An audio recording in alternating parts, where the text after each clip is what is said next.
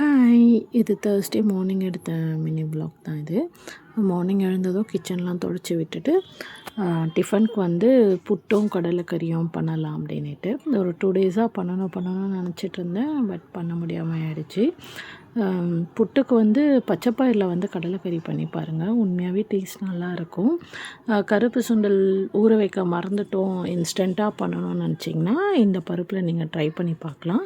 புட்டுக்கு மாவு தண்ணி தெளித்து பிசைஞ்சு ஆவி கட்டி வச்சுட்டு கடலைக்கறிக்கு தான் ரெடி பண்ணிகிட்ருந்தேன். இதோட ஃபுல் ரெசிபி வந்து நெக்ஸ்ட்டு மினி ப்ளாகில் ஷேர் பண்ணுறேன். செக் அவுட் பண்ணி பாருங்கள். இன்றைக்கி பிரேக்ஃபாஸ்ட் பண்ணும்போதே பாப்பாவும் கூடவே எழுந்தாச்சு. சரி ஓகேன்ட்டு அவங்க அப்பாவுக்கு டிஃபன் கொடுத்துட்டு ஒர்க் கிளம்புனதும் பாப்பா அவங்க டேடிக்கு பாய் சொல்லி அனுப்பிட்டு டிஃபன் சாப்பிட வந்துட்டோம். நான் புட்டு எடுத்துக்கிட்டேன். பாப்பா வந்து புட்டு எடுத்துக்கல, அவளுக்கு பிடிக்கல போல். சொக்கிட்டு பாப்பாவுக்கு தோசை சுட்டு கொடுத்தாச்சு. அவளும் சாப்பிட்டுட்டா.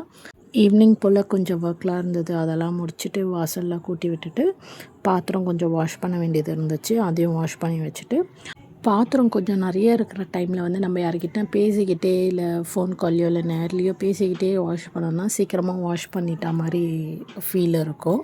உங்களுக்கு அந்த மாதிரி ஃபீல் ஆகிருக்குமான்ட்டு சொல்லுங்கள்.